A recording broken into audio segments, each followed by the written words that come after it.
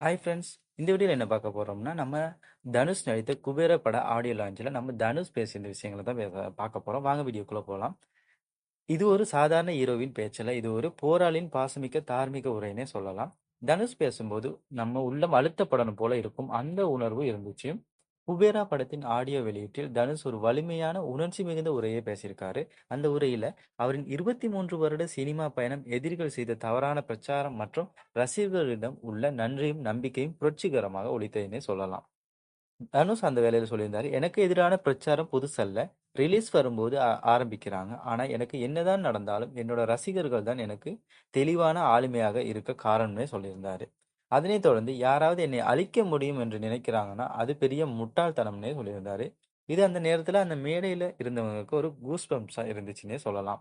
தனுஷ் பேசும்போது ஒரு ஹீரோவின் ஸ்டைல்ல இல்ல, ஒரு மனிதனின் நேர்மையான பளிச்சென்று வெளிப்பட்டது. அவர் அடிக்கடி சொல்வது போல், நான் ஹார்ட் ஒர்க் பண்றவன், நான் உண்மையா இருக்கிறவன், நான் யாரையும் இம்ப்ரெஸ் பண்ணணும் அப்படின்லாம் இல்ல. எனது வேலையை நான் சரியா செஞ்சுட்டு போறேன். எனக்கு எனது வேலை தான் முக்கியம் அப்படின்னு சொல்லியிருந்தாரு. குபேரா படம் ஒரு ஆன்மீக கதை.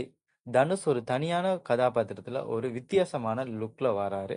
பார்த்தவுடன் தான் புரியும் இது ஒரு நியாயமான கமர்ஷியல் படம் இல்ல, ஒரு பயணமானது அப்படின்னு நமக்கு விளங்குது. தேவிஸ்ரீ பிரசாத் இசையமைத்த பாட்டுகள் பொய்ரா மாமா, பிரான்ஸ் ஆஃப் குபேரா யூடியூப்ல கலக்கிக்கிட்டே இருக்குன்னு சொல்லலாம். அவரும் இந்த மேடையில யதார்த்தமா பேசியிருந்தாரு. நாகார்ஜுனா, ரஷ்மிகா மந்தானா, சேகர் காமுலா எல்லோருமே அந்த மேடையில் இருந்தபோது ஒரே ஃபேமிலி வைப்னே சொல்லலாம். ஆனா அந்த நாள் முழுக்க பேசப்பட்ட ஒன்று தனுஷின் உரைனே சொல்லலாம். அவர் பேசியதை கேட்பதற்கு ரசிகர்கள் மட்டுமில்ல, மீடியாவும் மற்ற கோ ஸ்டார்ஸும் மரியாதையோட கேட்குற மாதிரி இருந்துச்சு. ஒரு நேர்த்தியான ஒளி விழிப்போடும் சில நேரங்களில் கோபத்தோடும், ஆனா பெரும்பாலான நேரத்துல நன்றி உணர்வோட தான் அவர் பேசியிருந்தாரு.